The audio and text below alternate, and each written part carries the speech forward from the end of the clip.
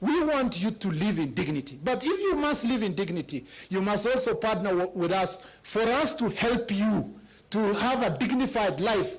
You must also respect yourself, to love your job, and to do it in the right way.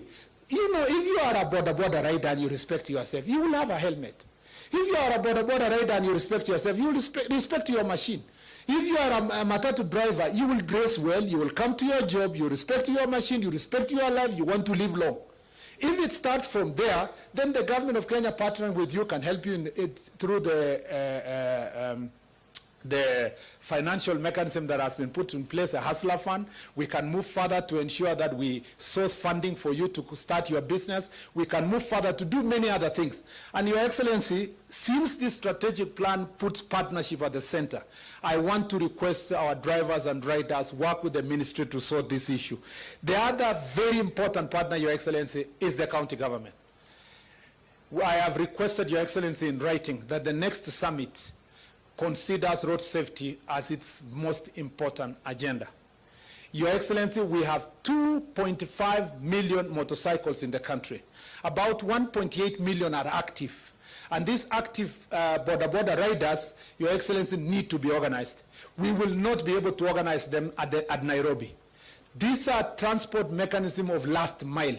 And as Honorable Sakaja has said, during the next summit, Your Excellency, under your leadership, let us discuss how to empower the counties, including, Your Excellency, the resources we will raise from instant fining and other mechanisms being sent to county governments to help them do road safety. Let them define where the border riders will operate from. Let them define the registration of border riders. For Honorable Sakaja to sort security in this city, he must be able to manage border sector. And I believe, Your Excellency, in the next agenda, as part of the strategic partnership, you will help us to make sure that counties, I would have expected that this meeting, because of the greater outrage we had, you know, in the last 1 month, every county leader and at least the Council of Governors would have considered this function extremely important.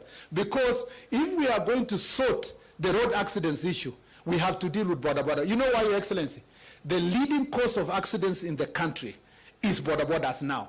The year 2000 to 2008, it used to be the public transport vehicles and private vehicles. But today, we lose the percentage of loss that we have. 38% of the people we lose, Your Excellency, are pedestrians.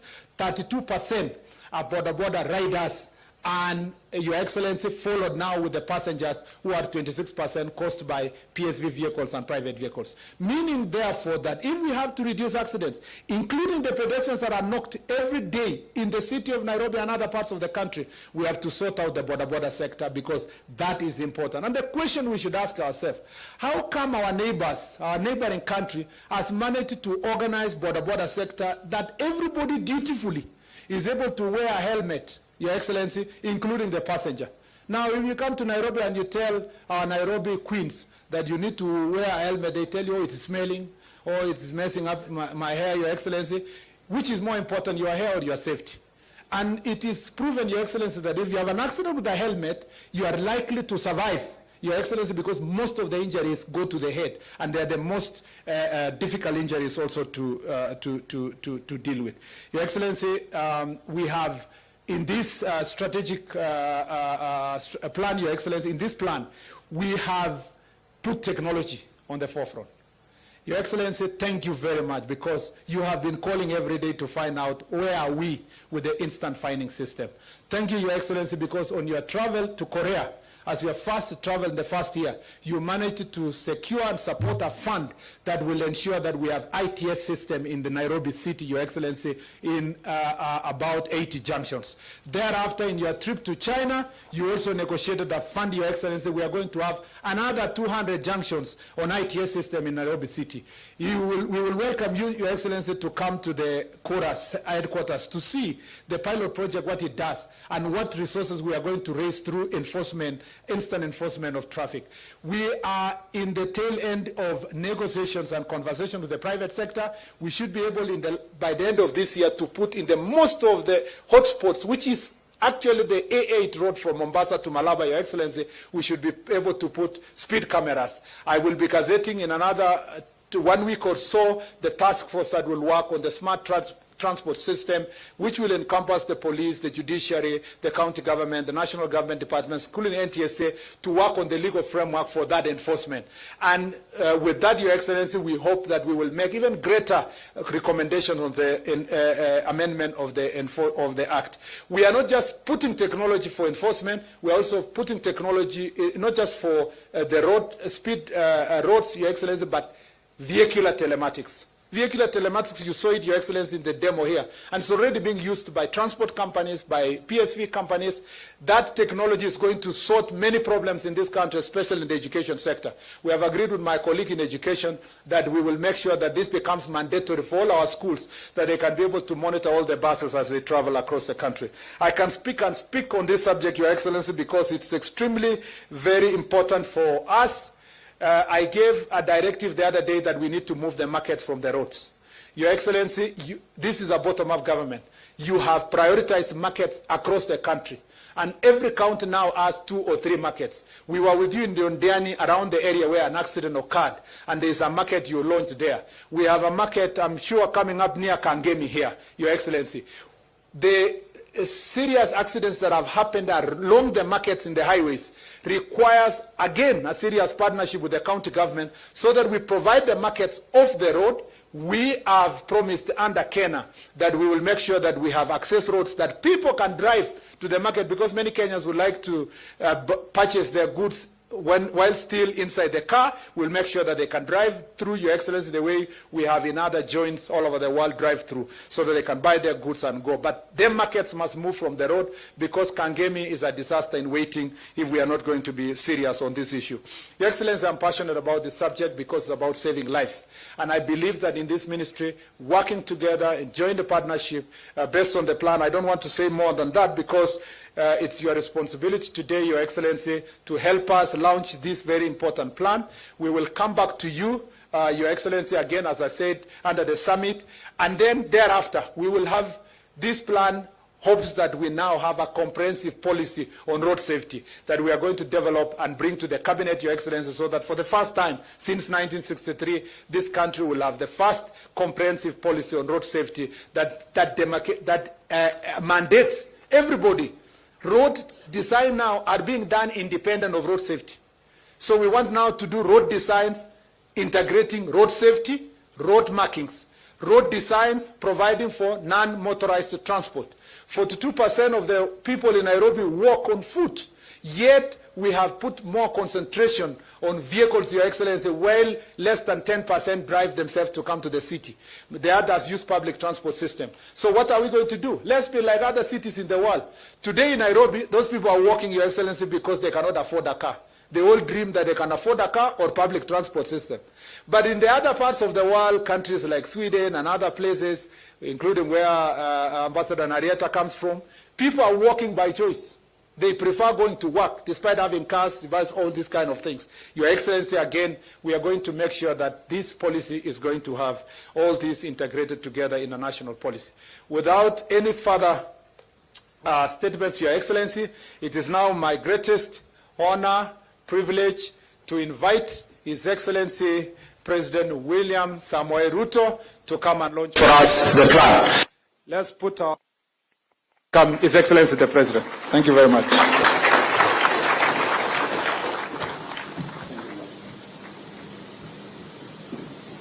Thank you very much. Let's take our seats. Asanteni sana.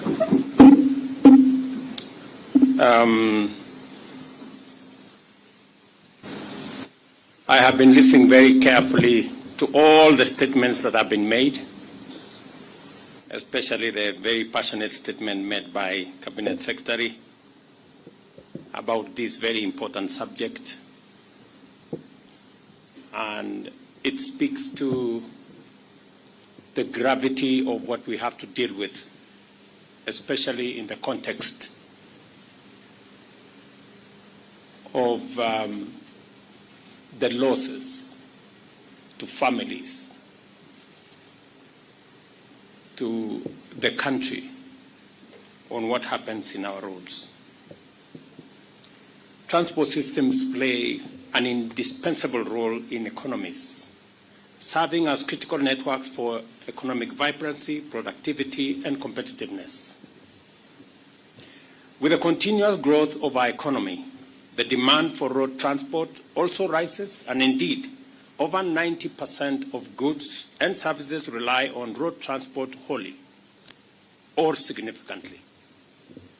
The bottom-up economic transformation agenda identifies infrastructure as the fundamental enabler of productivity and, consequently, the development of a dense network of good quality roads throughout the country is a priority. Safe roads and safe road use by all stakeholders are critical to maximizing the efficiency and other gains from our road network, although increased economic activity must inevitably result in higher usage of road network and pose a higher risk of accidents. Concerted action can keep the actual incidence of crashes and resultant injuries low. We have witnessed a higher frequency of road crashes in many parts of our country, and especially in our road network, leading to fatalities and serious injuries, besides other forms of loss and damage. The factors driving this concerning rise in these incidences are many and often involve a combination of low road capacity, poor maintenance of both roads and vehicles, low enforcement of traffic rules, and reckless behavior by motorists, passengers, and pedestrians. Abuse of drugs and alcohol, unqualified drivers, low awareness of traffic rules, and lack of consideration for others all contribute to high-risk road behaviors which endanger perpetrators as well as innocent road users. There has been an appreciable increase in investment in the development of our road network, both in terms of coverage and quality. Even as we continue to extend the reach of our roads, we recognize the urgent need to take efficient action to radically enhance road safety and drastically reduce the frequency of road crashes, fatalities, and injuries. To succeed, such action cannot be unilateral. Rather, road safety must be understood to be the outcome of consistent collaboration between various actors in the public and private sector, civil society organizations, the media, development partners who are present here, actors in the whole of this space, and I have been privileged to listen to many people who have very positive contributions to make to tame this menace. In the public sector, our justice, law, and order agencies must coordinate the sustained, robust law enforcement by ensuring that offenders are detected, apprehended, prosecuted, punished swiftly and transparently. Corruption is an enabler of impunity and a significant contributor to road carnage. We all know how the contribution of corruption aids overspeeding, reckless driving, drunk driving, and allows those who commit these crimes to escape because they can bribe their way through our system. Road users, especially the private sector transport operators, as well as the motoring community, also have a duty to comply with the Traffic Act and every road safety requirement without seeking shortcuts.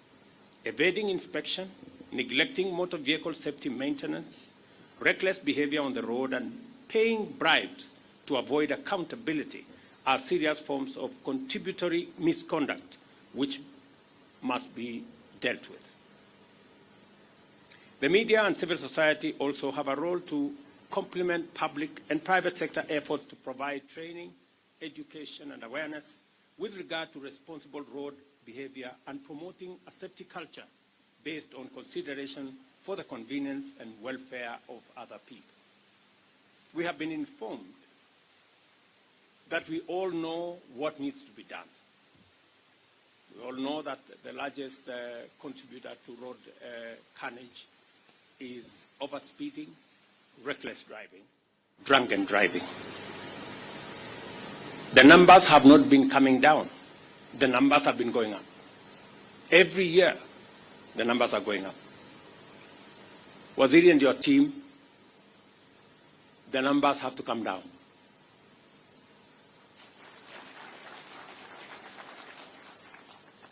And the template on how the numbers should come down is known. It's practiced elsewhere. Impunity is keeping us from doing the right thing. Governor Sakaja has said that he has closed pubs and places where alcohol is sold at termini.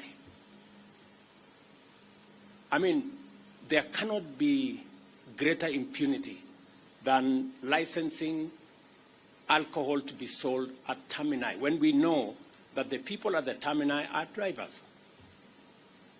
But it's continuing. It's happening just before our eyes. And I want to promise you, Governor, as I have said before, you will never get a telephone call from me to tell you to do the popular thing. I will not do it. I will always call you to tell you to do the right thing. It may not be popular, but as long as it's the right thing, do it. The challenge we have, and that is why we haven't made as much progress as we should, and that is why we have not achieved our potential as a country, is that those of us who have the opportunity to lead, those of us who have been chosen as leaders, want to do convenient things, want to do popular things. And I will say this again. As leaders, we are elected to lead, to serve, and to make a difference in people's lives. We are not elected to be popular. If you want to continuously to be popular, don't be a leader. Be something else. There is an opportunity for you to be popular all the time, for people to clap to you all, to clap for you all the time. Be a comedian. That way, you don't have to struggle. People will continuously clap for you. People will continue to laugh at what you're saying, and people will continue, you will continue to be popular. But those of us who have an opportunity to lead, let us do the right thing. It may not necessarily be popular, but the right thing will get us to the right place. And we will never go wrong by doing the right thing. And therefore, as we launch this program and this action and this strategy, we must be focused on results. We must be focused on results. And the results will be the numbers to come down. The target, as was said by the chair, is to cut down by 50%. I will be looking out for the 50%. Everything in between, you have my support, you have the support of this administration to do it. But the people of Kenya will be focused on results. I too will be focused on results. And as Waziri has said, we have negotiated with friends. I want to thank many friends who support us in development of our infrastructure. The ambassador of EU has said EU has been a great partner, together with others, in developing our infrastructure, road infrastructure in Kenya. They are also willing to partner with us on matters road safety. I expect greater collaboration between the traffic department of the police and the NTSA. There has been some disconnect, sometimes competition between these two agencies. Mr. IG, Mr. DG, please, I expect greater collaboration so that we can see results coming down. I also expect greater participation by the public. All of us,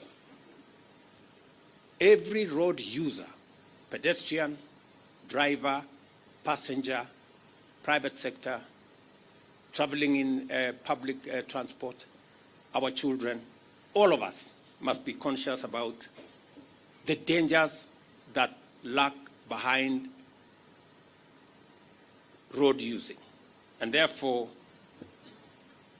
it is my expectation that we will be the administration that will finally deal with this challenge. We have 20,000 people in hospital because of different kinds of accidents on the roads. We're spending a colossal amount of money trying to treat them and to take care of them. Families are losing breadwinners, children, mothers, fathers, relatives, and it is devastating. And therefore, the collaboration that is required, and I am very happy that we have members of parliament here. They have been doing a great job in making sure that they facilitate regulation, making of legislation, getting policies in line, and therefore, with the support of every arm of government, I am very confident that we will begin to see a reversal. I am looking forward, before the end of this year, that majority of our junctions, majority of our blind spots, majority of the areas that bring danger to road users will be on camera. We have discussed, we have talked about instant fines for a very long time. Waziri, please, instant fines, 90 days is too much time for you to wait. Let's do it so that we can get everybody behaving because they know somebody is watching them.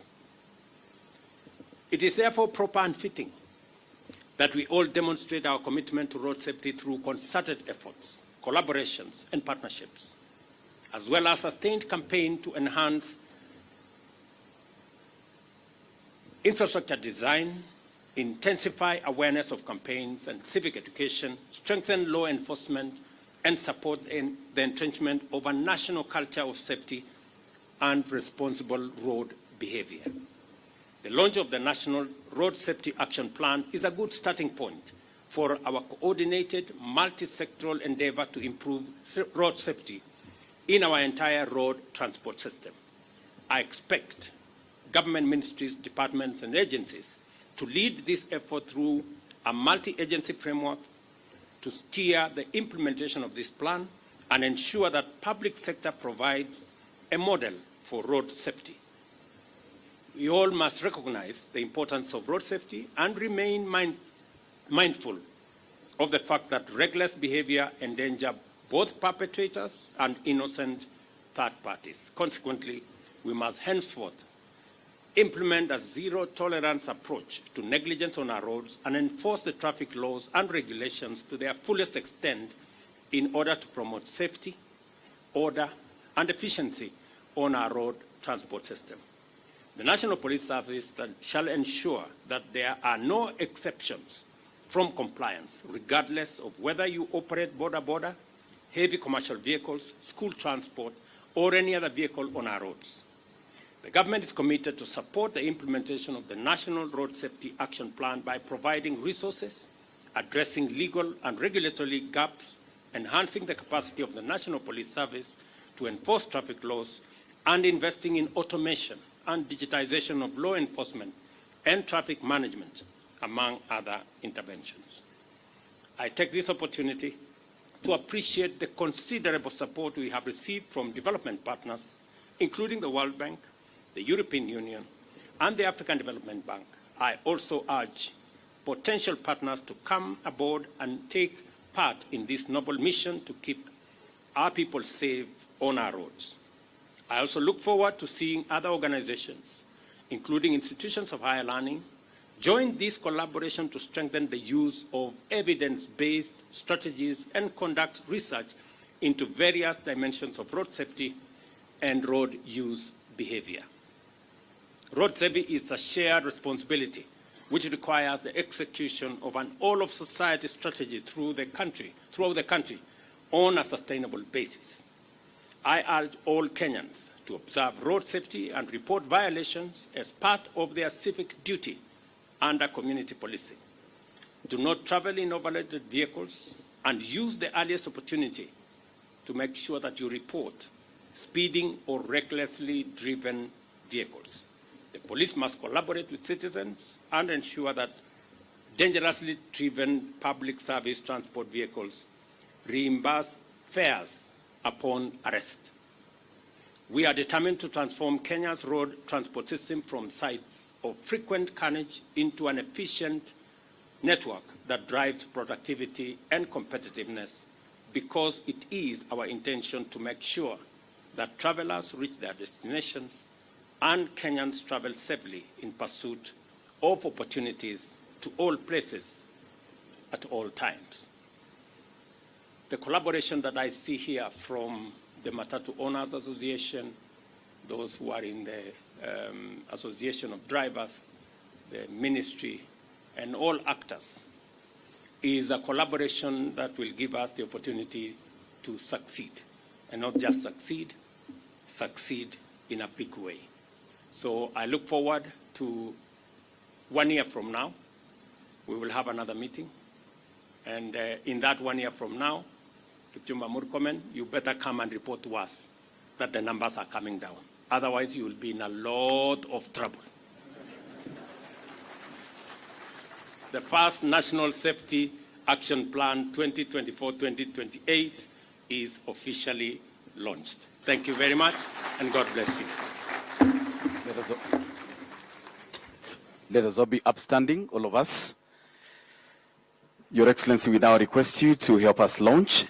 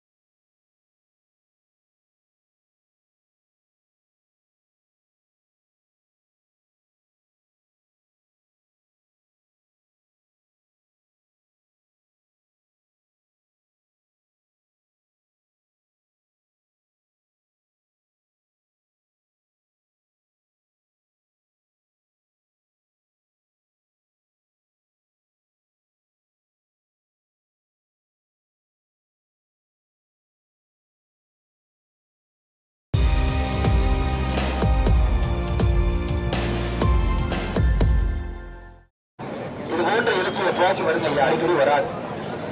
எல்லா தேர்வும் கூட சாதாரணமாக கொஞ்சம் wait பண்ணுங்க, கொஞ்சம் wait பண்ணுங்க, தயவு wait பண்ணுங்க. எல்லா தேர்தலும் கூட சாதாரணமாக போய் நடக்கும், பிரச்சாரம் செய்வார்கள். ஓட்டு போடுற 4 பேரும் தான் ஓட்டு போடுறது. ஆனால் இந்த முறை 2024 பாராளுமன்ற தேர்தல் என்பது சாதாரணமான தேர்தல் என்பது நம்ம எல்லோருக்கும் தெரியும். Well, early evening, ladies and gentlemen, and we are at Senjeri Malai. This is about 60 kilometers from Coimbatore city itself, roughly thereabouts. And that's the temple of Lord Muruga there. That's the Senjeri Malai. And what's interesting is, on the foreground there, for us, our background, it's Annamalai again. And this is a crowd that has just turned up to listen to him. This is rural Coimbatore. About 20% of the voter base comes from rural Coimbatore and the entire Coimbatore Lok Sabha. But with me are two gentlemen, unique stories. Rajesh is with me. He's come from the US for 1 month to work with Team Annamalai. And I've got Satish. He's one of the most educated guy, IPS officer who quit his job and he joined the politics. So we know he's going to make a change and he's going to give him some. So your work is voluntary. Voluntary. We don't get anything. We just behind him, to help him 24/7. Now you've come from the US. Why have you done that? Anand, I'm not the first guy to do this. Approximately, there are about anywhere between 150 and 175 people who have left their full-time jobs for a month to work on the ground here. And this is an unbelievable experience here.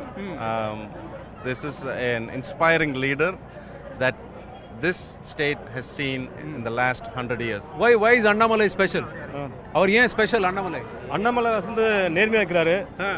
அவருடைய துணிச்சல், அவரோட நேர்மை பார்த்து தான் நாங்கள் வந்துக்கிறோம். நேர்மை பார்த்து வந்திருக்கீங்களா? நீங்க வந்து கொஞ்சம் சொல்லுங்க, ஏன் அண்ணாமலை ஏன் ஸ்பெஷல்? ஏன் இவ்வளவு கூட்டம் வந்திருக்கு? ஒரு நல்ல வேட்பாளர் இருக்காங்க, நேர்மையான மனிதனுக்காகங்க. ஒரு விவசாயிகள் வந்திருக்காரு. படித்த மனுஷன் முதல் முறையே நல்ல educated guy who's come into politics. படித்த மனிதன் வந்து ஆட்சியில வந்திருக்காங்க. That's what he is saying. He is saying நேர்மையான, honest and upfront and straight in your face. He's got nothing to hide. That's what makes him special. இந்த கூட்டம் வந்து ஓட்ல சேருமா? கண்டிப்பாங்க. மறைமுகமா இருக்கிற கூட்டம் இருக்குது. கட்சியில இருந்து போட்டு வெளிய வர கூடாதுற கூட்டம் அண்ணாமலைக்கு நிறைய போட்டு ஓட்டம் இருக்கு. So there are more people and far many more people who will come out and vote for him. But come here, Satish, why don't you come here and tell me, why do you think they will come out and vote? There is also a lot of talk that the traditional parties are very strong here, the DMK and ADMK. So the public sentiment is totally different than what it was, few years back. When this guy Annamalai, he just came into the picture, into the mainstream, hardly 3 years back, right? In 3 years, see the vote bank.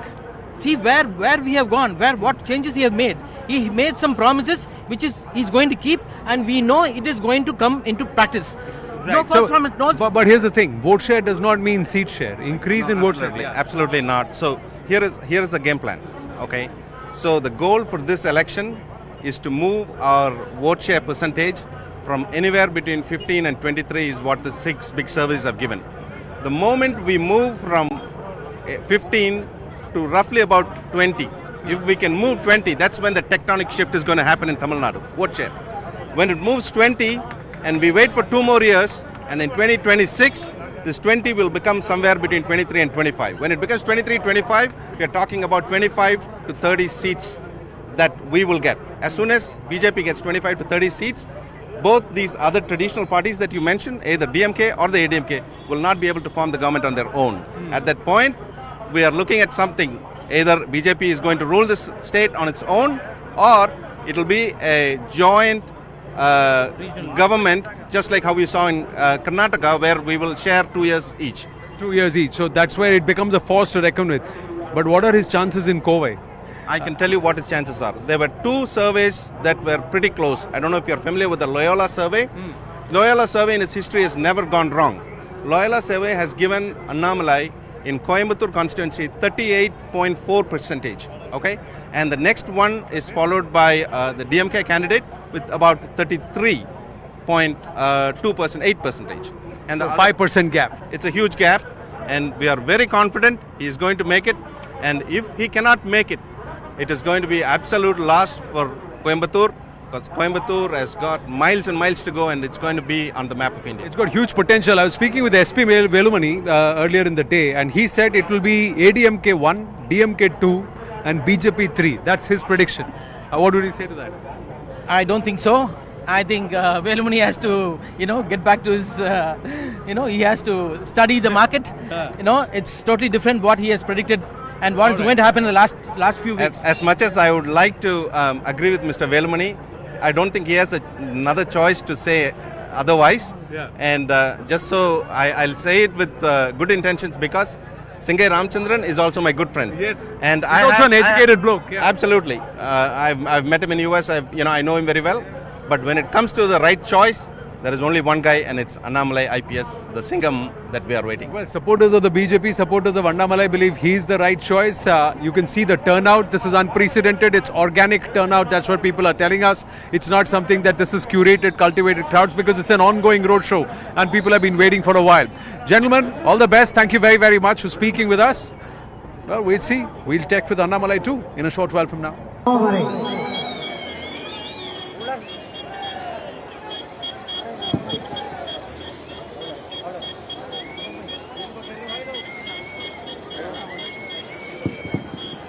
உலகெல்லாம் உணர்ந்து ஓதற்கு அறியவன் நிலவலாவிய நீர்வந்து வேலவன் அழகில் ஜோதியன் அம்பலத்தாடுவான் மலர் சிலம்படி வாழ்த்தி வரவேற்பு நல்கிய நல்லுள்ளதற்கு நன்றி நன்றி என சொல்லி ஆறு நடந்தோர் வாழ்க ஆறு முகம் வாழ்க வெப்பை கூழ்பை தனிமேல் வாழ்க குக்குடம் வாழ்க செவ்வேலேறிய மஞ்சை வாழ்க யானகன் அணங்கு வாழ்க வாரிதா வழி வாழ்க வாழ்க சீர் அடியாரன் தாமரை சின்னத்திற்கு வாக்குகளை தந்த